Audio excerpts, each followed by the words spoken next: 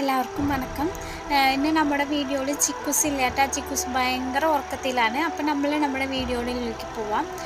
കഴിഞ്ഞ വീഡിയോയിൽ ഞാൻ പറഞ്ഞിട്ടുണ്ടായിരുന്നു കൊച്ചിന് എന്താ പ്രശ്നം എന്നുള്ളതും ട്രീറ്റ്മെൻറ്റിൻ്റെ കാര്യങ്ങളൊക്കെ പറയാനും പറഞ്ഞിട്ടുണ്ടായിരുന്നു. കൊച്ചിന് എന്താ സംഭവിച്ചതെന്ന് വെച്ചാൽ തമിഴ്നാട്ടിലൊക്കെ ഇപ്പോഴൊന്നുമില്ല, പണ്ട് തുടങ്ങി പറയാറുള്ള ഒരു കാര്യം എന്താണെന്ന് വെച്ചാൽ ബന്ധത്തിൽ കല്യാണം കഴിക്കുന്നവർക്ക് പിള്ളേർക്ക് എന്തെങ്കിലും പ്രശ്നങ്ങളുണ്ടാവും, എന്തെങ്കിലും കുറവോടുകൂടി കൊച്ചുങ്ങളുണ്ടാവും എന്ന് പണ്ട് തുടങ്ങി പറയാറുണ്ട്. പക്ഷെ എല്ലാവർക്കും അങ്ങനെ സംഭവിക്കണമെന്നില്ല. പക്ഷെ ഞങ്ങളുടെ കാര്യത്തിൽ അതാണ് സംഭവിച്ചത്. എൻ്റെ ഹസ്ബൻഡ് എൻ്റെ അമ്മാവൻ്റെ മോനാണ്. ഇങ്ങനെ ഞങ്ങളുടെ ബന്ധത്തിലാണ് കല്യാണം കഴിച്ചത് കേട്ടോ.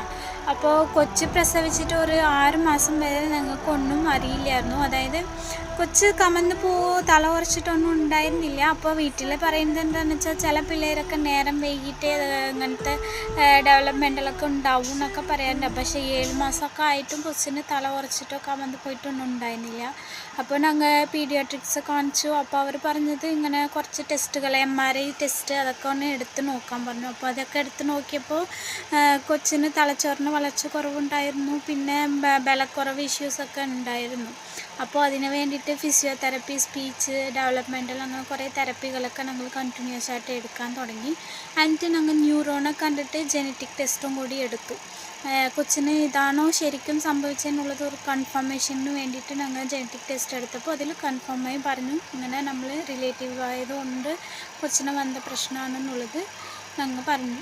അപ്പോൾ ഇപ്പോഴും നമ്മുടെ വീട്ടിലൊക്കെ ഇത് പറഞ്ഞു കഴിയുമ്പോൾ എന്തോരം ആൾക്കാർ അങ്ങനെ കളിച്ചിട്ടുണ്ട്, അവർക്കൊന്നും കുഴപ്പമില്ലല്ലോ അങ്ങനെയാണ് അവർ പറയുന്നത്. പക്ഷേ എല്ലാവർക്കും ഡോക്ടർമാർ പറയുന്നത് എന്താണെന്ന് വെച്ചാൽ എല്ലാവർക്കും അങ്ങനെ സംഭവിക്കണമെന്നല്ല. നമ്മുടെ ജീനൊക്കെ ഒരേപോലെ ആവുമ്പോൾ ചിലവർക്ക് ഇങ്ങനെ വരുന്നതാണെന്ന് പറഞ്ഞു.